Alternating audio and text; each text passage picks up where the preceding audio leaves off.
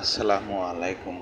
মা ইঞ্জিনিয়ারিংয়ের পক্ষ থেকে আপনাদের সবাইকে জানাই শুভেচ্ছা ও অভিনন্দন।